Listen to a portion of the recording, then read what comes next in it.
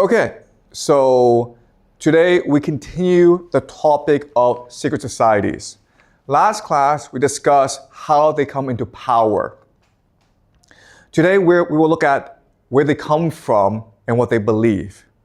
Okay? So to understand secret societies, I first need to explain to you the history of religion in the Western world. So in the Western world, there have been three major stages of religious development. And again, I will oversimplify for the purpose of clarity. Okay, so this is a simplified version of the history. So the three major stages of religious development in the Western world are the mother goddess,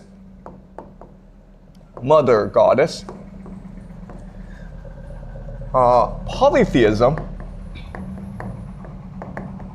and monotheism. Polytheism means many gods. You believe in many gods.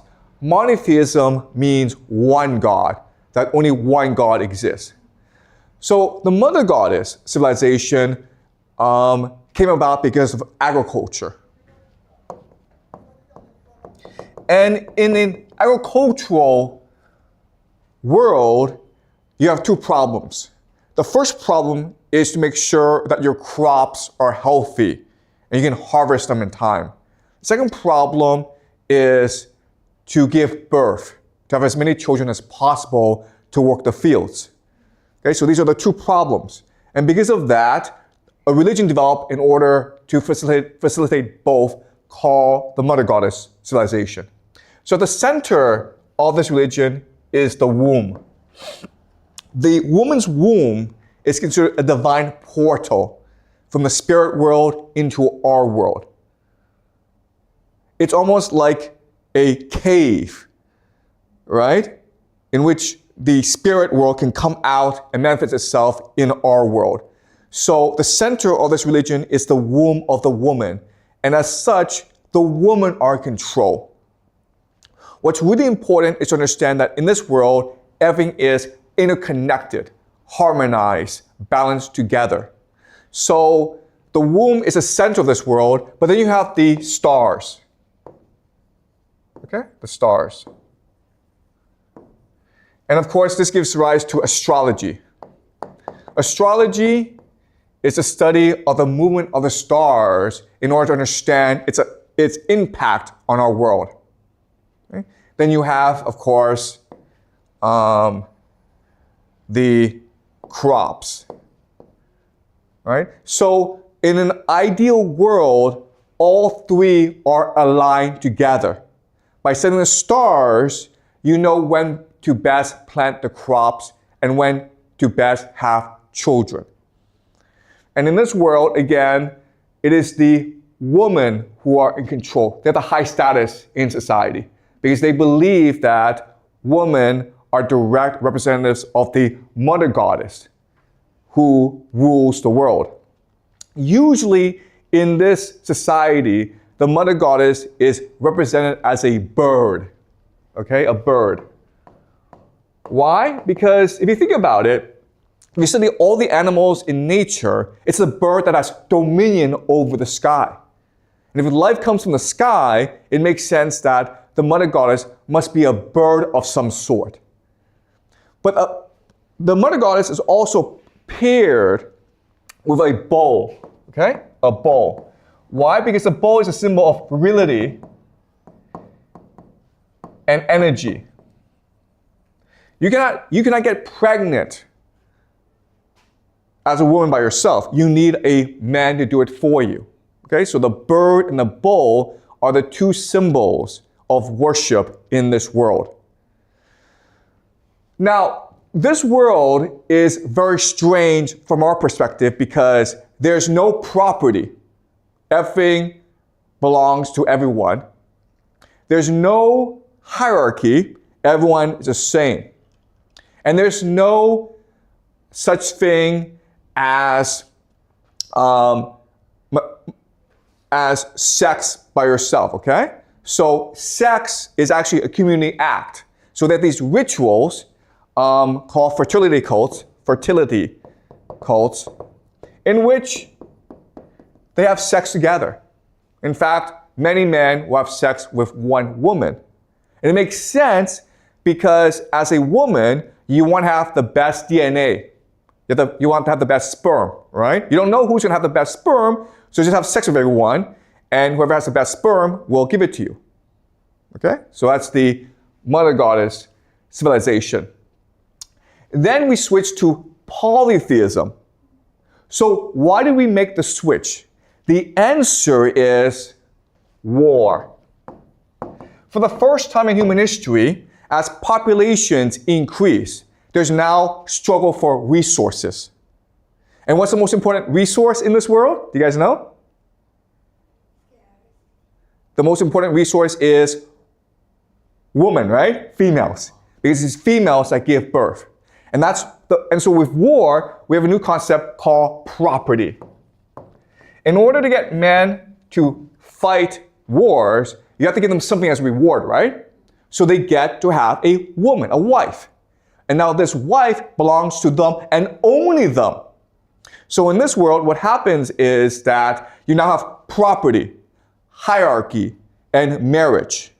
And the role of the woman decreases and the role of the man increases. Okay? At the same time, what's happening is that these different societies, in order to fight wars, they have a god. Okay? And when they go to war, it's like the gods are going to war.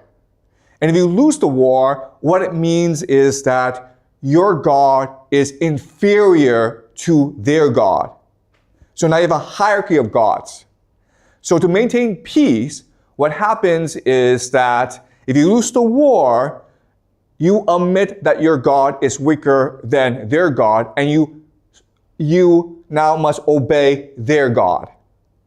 Right? And this is what we call the pantheon. So remember, in the Greek pantheon, Zeus is at the top, and you have Apollo, Ares, Aphrodite, okay? Everyone else is a lower god. But before, they were separate gods. And in a series of wars, the people who believe Zeus is the best god won out against the other gods. And as a result, the other gods became Zeus's children. Yes? Do you have a question? Why does the men are fight for women, but women don't fight for men? Like the women don't fight for the men. So why? Okay, so the question is, why do men go to war and why don't women go to war? Okay, so that's a really good question, okay? So let me explain to you very slowly. So in this world, the women are in control, right? So women have all the status. But over time, as populations increase, you have young men who have no families. And these young men are discarded from the societies because of lack of resources. So these young men now have a problem. They need to find wives in order to survive. So these young men start to raid other societies in order to capture women. Okay, do you understand? So in this society, it's never young women who are discarded because they have value to their society. It's always young men who are discarded. And as a result, these young men become like wolves, okay? They become like a wolf pack who then go and pillage other villages. And that's how you start, and that's how you have the origin of war. Okay, does that make sense? Yeah. Okay, so now you have this pantheon of gods, okay, which leads to polytheism. Then we make the switch from polytheism to monotheism. Why? Because now you have a new idea called empire. Specifically, the Roman Empire, and they introduced a new religion called Christianity, which is the first monotheistic religion in the world. There's a lot of debate as to what was the first monotheistic religion. Some people say Zoroastrianism, some people say Judaism. I will show you in this class later on that actually the first religion that was monotheistic is Christianity, okay? So the difference between this society, which is a society based on war, is there's a lot of humans, but humans are still the most precious resource. Therefore, it is not in your best interest to kill everyone. But when you have an empire, like the Roman Empire, you don't have to worry about killing other people. In fact, you can go and destroy entire societies, which is what the Romans did. And you can now, as an empire, impose your reality, your God, on everyone else. And that's how you have monotheism. Does that make sense? All right? So, having explained that, what I want to show you now is how the worldview, our understanding of the world, changes over time. Okay? So, in the Mother Goddess civilization, there are two things about their world that's very different from our world, okay? So the first major difference, and this is really important for you guys to remember, is they understood that mind led to matter. Mind leads to matter. But in our world, we believe that it's matter that led to mind. Okay, do you understand? So in science class, you're taught we have a brain, then the brain, because of synaptic connections, creates the mind. Okay, so it's matter that leads to mind. Even though we're taught this, if you think about it, it actually doesn't make any sense. Because how does our small little brain, how is it able to do so much processing, which is the mind, right? How are we able to imagine? How are we able to dream? It's really confusing for us. And quite honestly, if you talk to the very best neuroscientists in the world, their response will always be, don't ask this question. Okay? It's never like we don't know. It's always like, don't ask this question. Okay? This question is forbidden to ask in neuroscience. But so throughout most of human history, we believe that it was mind that led to matter. That it's the mind that creates the brain in order to understand the world. Okay? That makes a lot more sense than matter leads to mind. Okay?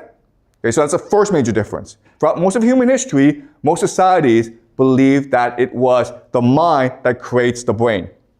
The second major difference is that this is a metaphorical world. In other words, they spoke using metaphors. They understood the world through metaphors. Today we live in a literal world. Okay, what's the difference? Well, the difference is this. Let's just say that you and I fight. Well, we would say that, okay, what happened was that I became angry, the emotion overwhelmed me, and then I hit him, then he got angry, then he hit me back. Okay, this is a literal interpretation. But back then, the metaphorical understanding was that anger is a god who seized me and who propelled me into the fight. And then anger unleashed the god of vengeance, who fought back by seizing the other person to fight me back, okay? So we believed for most of human history that we were controlled by forces outside our control. Now, today, you may believe that the literal world makes more sense. But if you think about it, from the perspective of human thought, okay? How do you understand the world? How do you interpret what goes on in the world? The metaphorical understanding is actually much more useful. And that's why, and I know this is hard for you guys to understand, back then, they were much more creative than we are today. Okay? And also, the things that they were able to do are beyond our imagination. So for example, we've never really figured out how the Egyptians created the pyramids. Okay? For our explanation is aliens did it. Because their mind is beyond our imagination. Okay, so that shows you the switch. Now, when we go to the polytheistic world, this system still continues, but they add more elements to make it more complex. Okay, so the first element is they believe that we are controlled by gods. We're the playthings of gods. Now, what's really important to understand is that these gods, Zeus, Apollo, Ares, they're no different from mortals. The only difference is they just live forever. Okay? So, for example, if you're a king, what do you like to do? Well, you like to go around and chase young girls around, okay? What does Zeus do all day? What does Apollo do all day? These gods, all they do is go around and chase young girls around. Okay, so there's absolutely no difference. Above the gods are the older gods, fortune, fate. So the belief was that even though these are gods, they're still controlled by forces beyond their understanding like fortune and fate. What mattered in this world was not to be good. What mattered in this world is to be lucky, okay? To be fortunate. Because that showed you that the gods favored you. And the last element, the most important element, is the unwritten and immutable laws of the universe. Okay? So a concept like justice.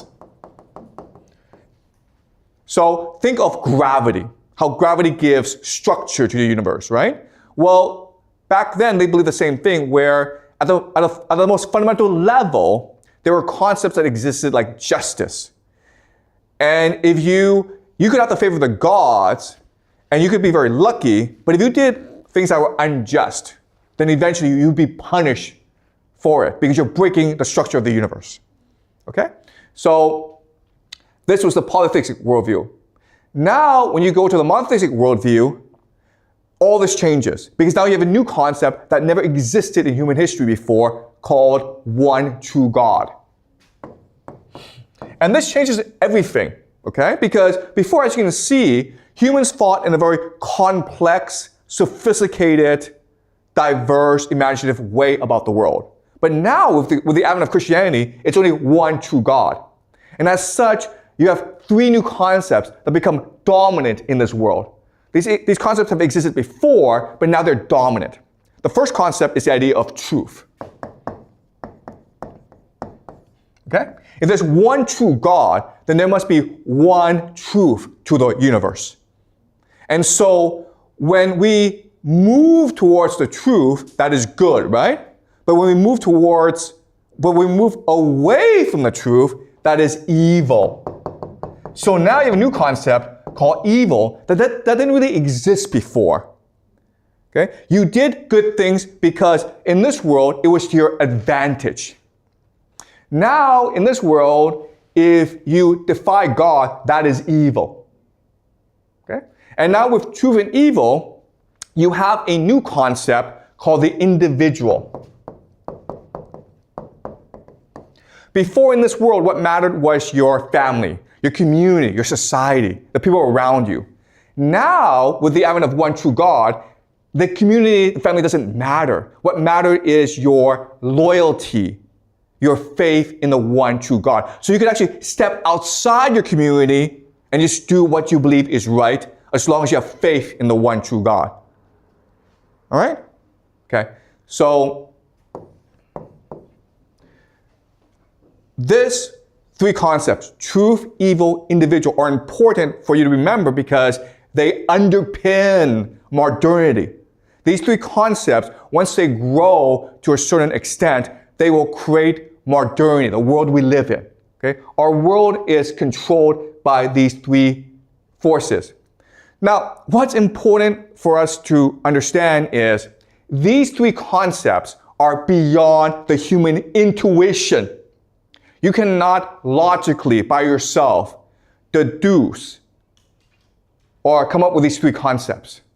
This world of the monogoddess, it's intuitive. Okay? This polytheistic world is also intuitive, but the Christian world now is counterintuitive. Okay? So as a result, for monotheism to triumph, because it is so counterintuitive, it must now destroy the polytheistic world. Okay? So the Romans spent a lot of time, taking centuries and centuries, to destroy the polytheistic world. But the thing is this, you can never ever kill an idea. The idea, if it is being suppressed, just goes underground. Okay? So remember, here in the Mother God civilization, the main instrument of religious worship are fertility cults run by women. Well, now that war has come and men have taken over from women, what happened is that the woman went underground to create new religious organizations called mystery schools. And mystery schools, what they're trying to do is they're trying to maintain the best knowledge and traditions of the mother goddess civilization. Okay? Especially the fact that we come from the mind. We created the universe through our imagination. Okay? That's the main secret that they're trying to maintain.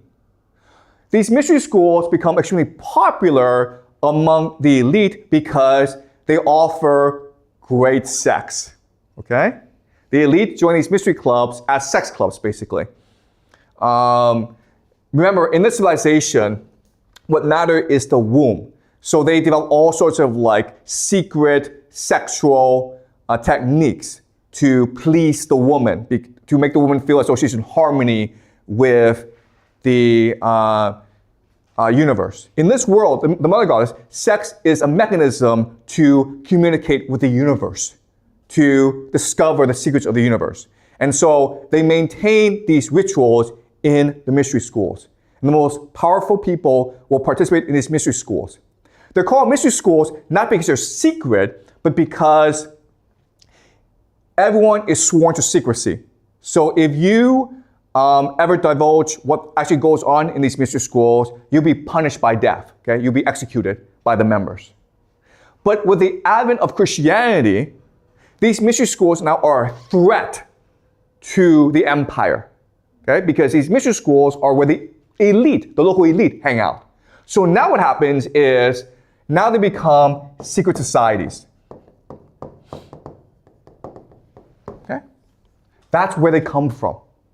Secret societies are an attempt to maintain the secrets of the universe against the advent of Christianity and empire. And secret societies have been around for a long, long time.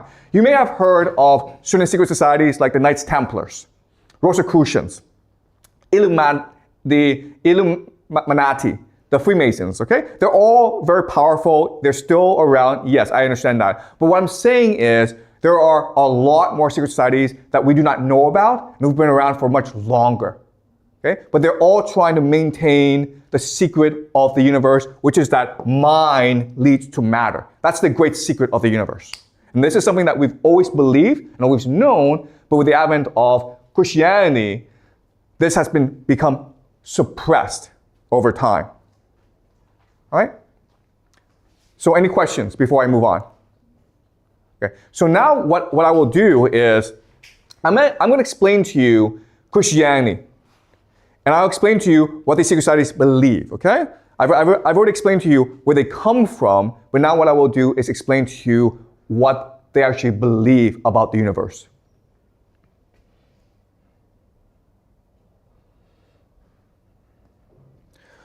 Okay, so what I'm going to do is, first thing I'm going to do is explain to you what most Christians believe about their religion, okay? This is called the Orthodox or the canonical perspective. Okay, so this is what you're taught officially by the church. Christianity has many different factions, but they all believe in a certain interpretation of the Bible, okay? Then what I'm going to do is I'm going to show you the apocryphal. Apocryphal just means hidden, okay? Or secret, or esoteric. Just a secret knowledge that is kept within these secret societies.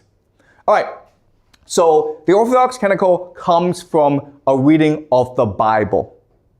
And the Bible, at its core, is a story of the covenant between God and humans, okay? Covenant. Covenant means contract or understanding.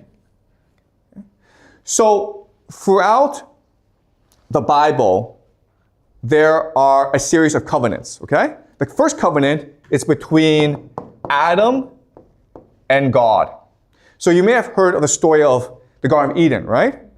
God creates the universe, then creates the Garden of Eden where he puts Adam and Eve.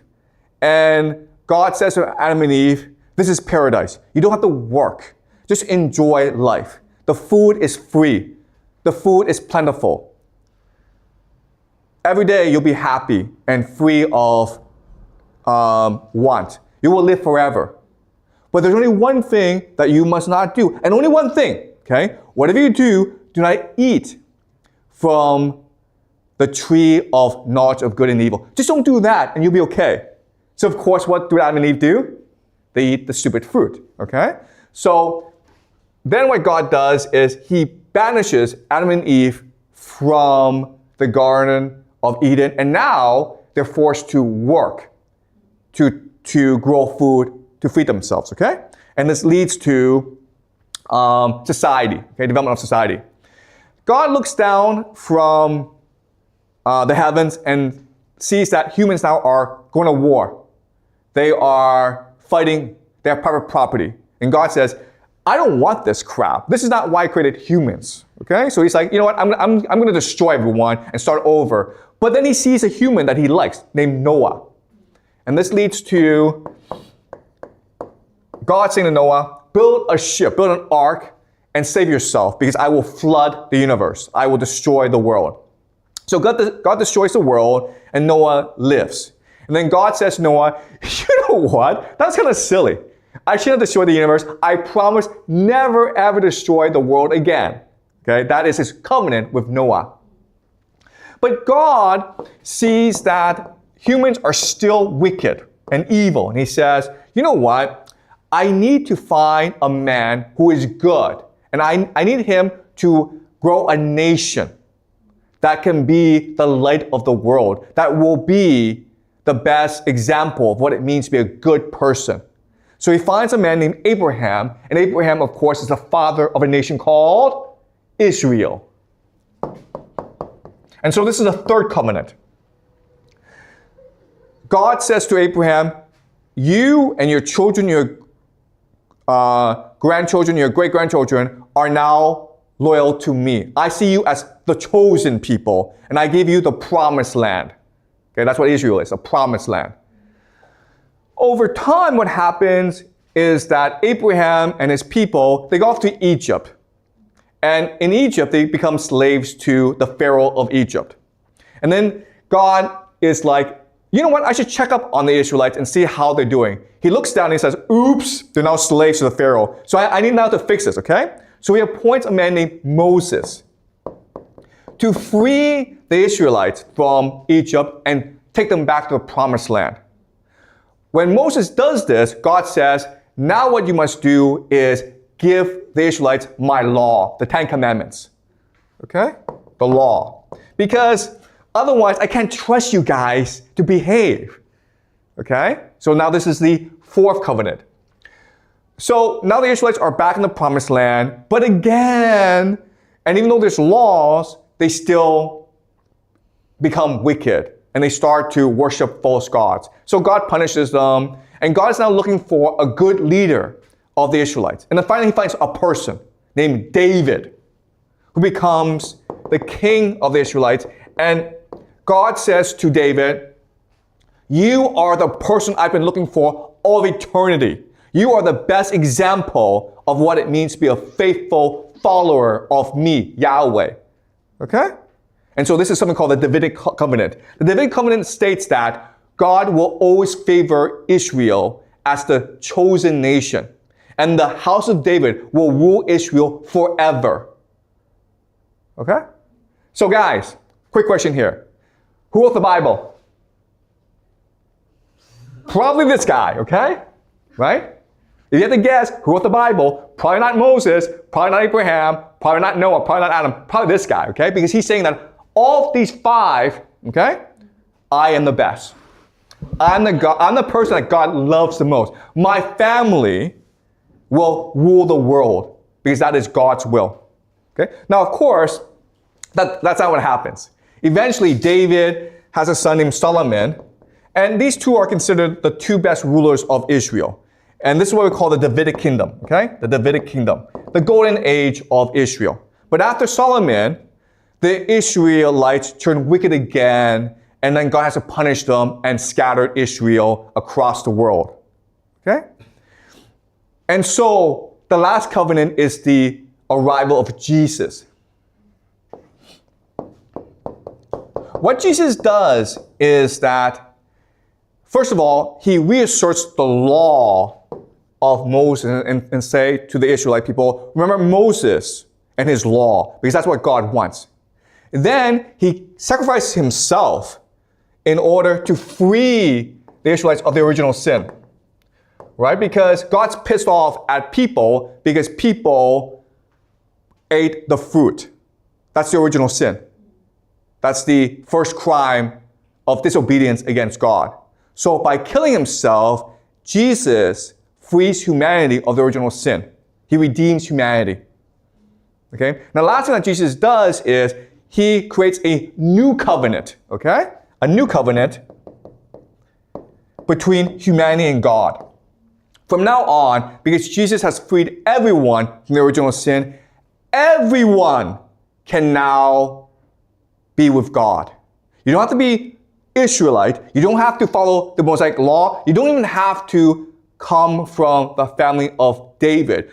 Anyone and everyone can now love God, and God will love that person back, okay? And this, of course, starts Christianity. All right, so this, guys, is called Judaism, what the Jews believe. Okay? And this is, all 6 is what Christians believe, Christianity. Right? The first 5 covenants are what Jews believe to be true. But they do believe that eventually someone will return to restore the kingdom of David, okay? But not Jesus. Not Jesus. The Christians believe that Jesus is the final prophet. Okay? In fact, Jesus is God himself. That's why it's called Christianity. Because they believe in Jesus Christ. So this is the entire history of Judaism and Christianity. What they believe, officially. Any questions before I move on? Okay, so now as you can understand, if you are a true Christian or you're a true Jew, there are actually lots of issues with this understanding. Okay? The first issue is, why did God have to kick us out of the Garden of Eden? I mean, was eating of fruit so bad as to banish us from paradise? Like, what was wrong with eating that fruit? Okay, that's a great mystery in the religion. Why did the original sin happen? And why was God so angry? Second problem is Noah. I mean, like, God destroyed the world because we were wicked. But after he destroyed the world, we were still wicked. So why did God have to destroy the world in the first place? If he's God, then should he understand how humans are? Wouldn't he understand that destroying the world would just, it doesn't really do anything, okay? So that's kind of strange. The last problem is Jesus. Who was Jesus? And why did he have to kill himself? Why did God have to send his only son to die for humanity? Okay, so if you're new to Christianity, the very idea of Jesus actually doesn't make much sense to you. I grew up in the West. I grew up in a Christian world, and it never made sense to me, okay? People told me about how great Jesus was, like, okay, the story doesn't make any sense. So if you're a really smart person, there are lots of questions about this interpretation of the Bible, and these are the 3 major ones. Okay? So now what I will do now is I'll explain to you what the esoteric, what secret societies believe really happened. Okay? So I want to start with Noah. Why did God destroy the world? The reason why God destroyed the world is not because of humans, but because of something else. These people are called the Nephilim. Okay, also, by the way, if you guys are interested in learning more, there are 2 books that are not part of the Bible, but which will give you insight into the esoteric knowledge, okay? The first is called the Book of Enoch. Book of Enoch. The second is called the Gospel of Thomas. Okay? All right. So I am using these two books as sources for my explanation, okay? So the Nephilim are children of angels and women. Okay, so what happened was that the angels who were supposed to watch humanity came down and saw, wow, these humans, these females are really beautiful. So what do? Well, they have sex with them, right? And then what happens? They have lots and lots of children. And what do these children do? These children enslave humanity.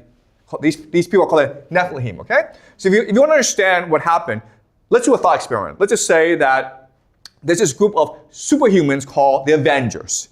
You know, Spider-Man, Iron Man, Captain America, Thor, okay? And they fight Thanos and they save the world. And now what do? Well, they're bored, so they start to have lots and lots of sex. They have lots and lots of children. And these children now are like demigods, right? So what do? Well, they enslave humanity. But then what do? Well, they start fighting amongst themselves. Okay? So that's basically what happened.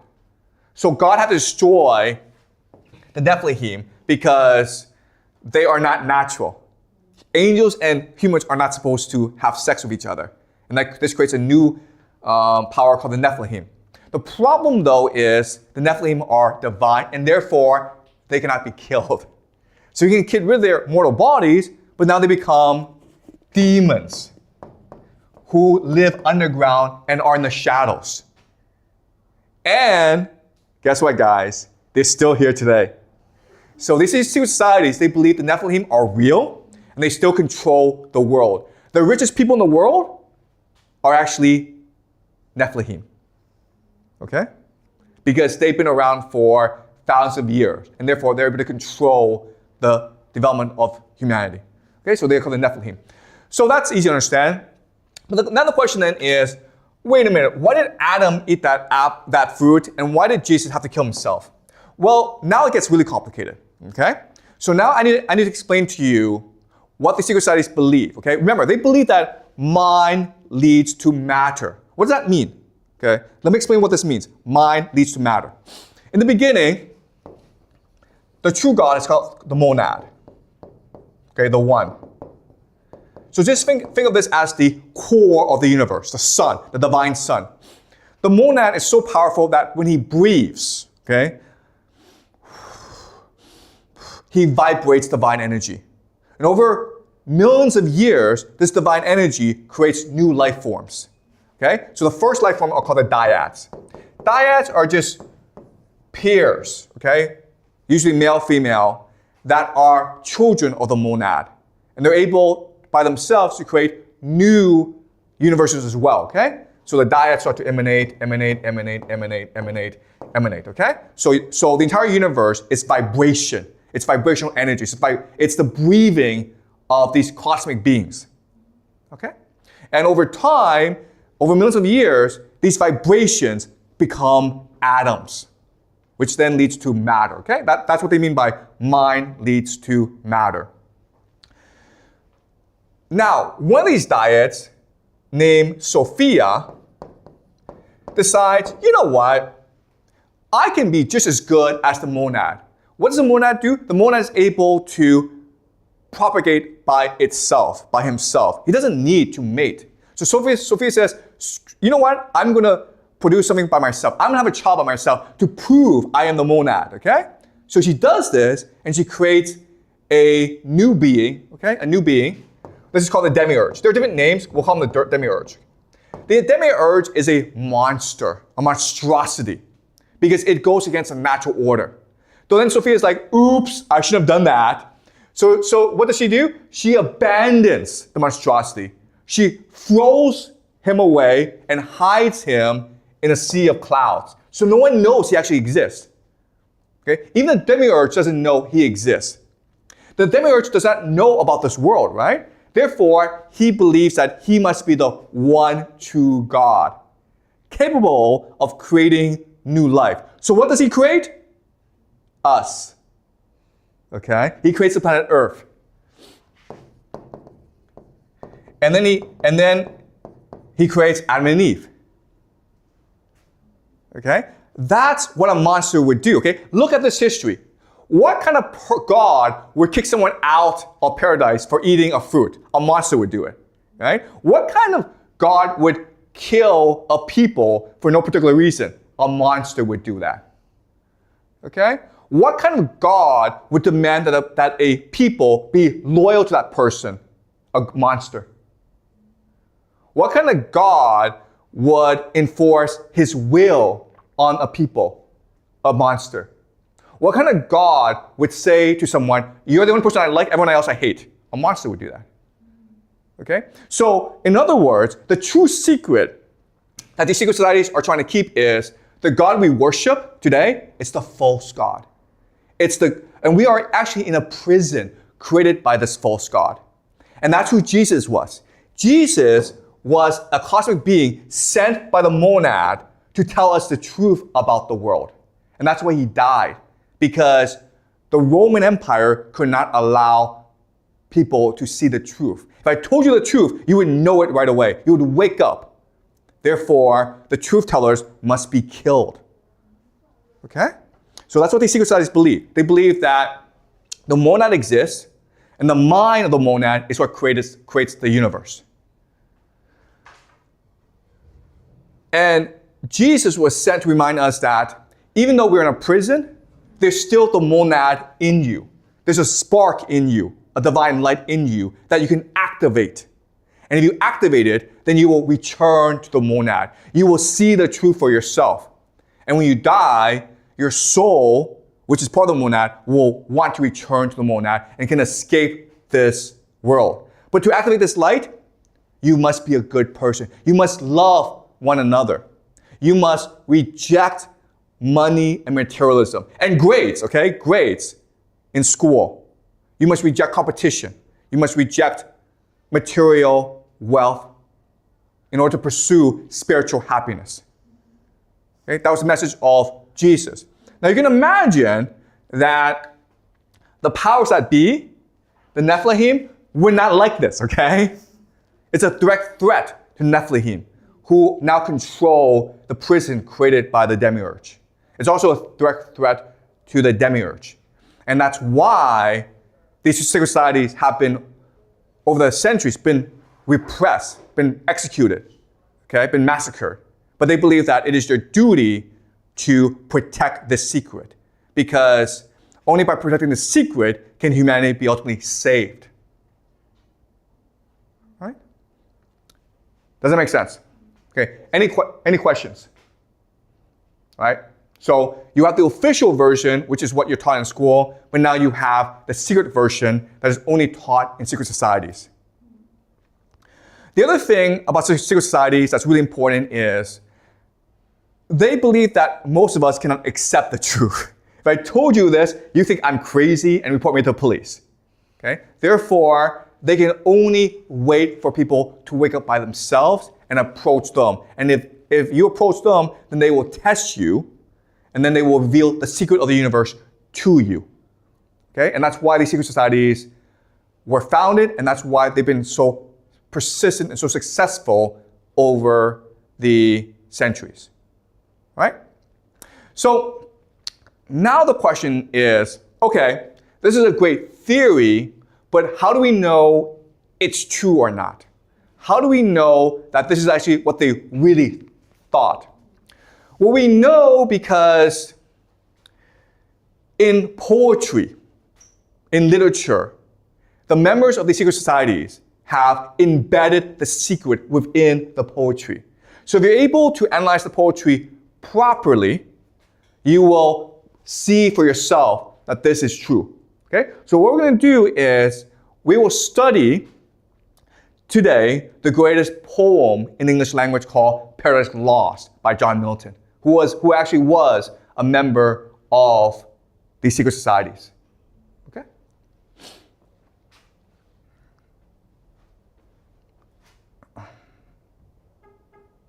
Any questions before I continue?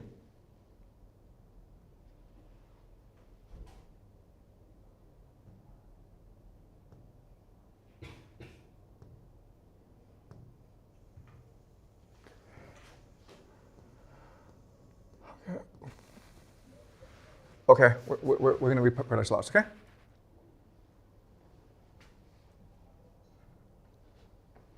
Are we clear? Any questions? Yeah, there's a question here. If all of these are from the false god, do we have a like truth god? Like, do we, or like it's just a thing? Okay, yeah. So in this system, the monad is a true God. Okay? And the question then is, why doesn't the monad interfere? Why doesn't the monad stop the demiurge from imprisoning us and making our lives hell?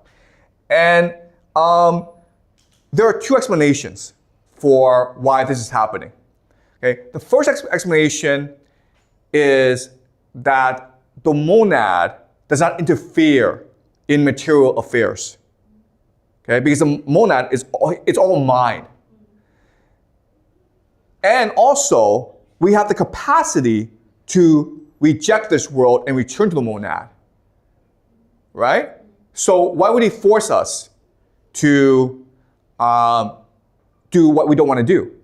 Okay? If you want to return to him, then you have the choice to engage in spirituality, to engage in goodness, to engage in knowledge, and then you'll be able to return to him, okay? That's the first explanation. Second explanation is that, and this comes from Dante, okay?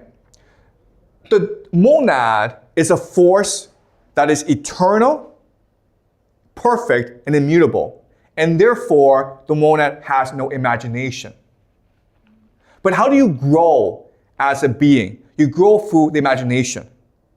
So in order for the monad to continue to grow, the monad allowed for the demiurge to create human beings.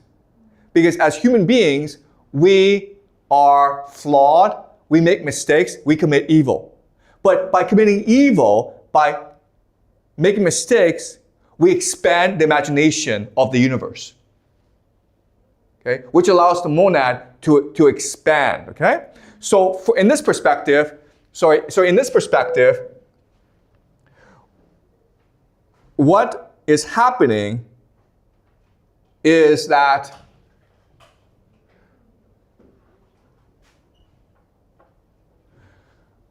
each time we imagine, we return to the monad.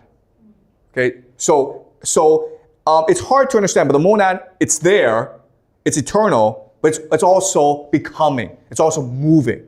And so when we imagine things, when we commit mistakes, but at the same time, when we recognize these mistakes and try to adjust for these mistakes, we expand the imagination of the monad. And that's why these secret societies believe that evil and good exist together. You can only be good if you do evil. Okay? Because by committing evil, it gives you a chance to become better. Okay? Does that make sense? Yeah. All right.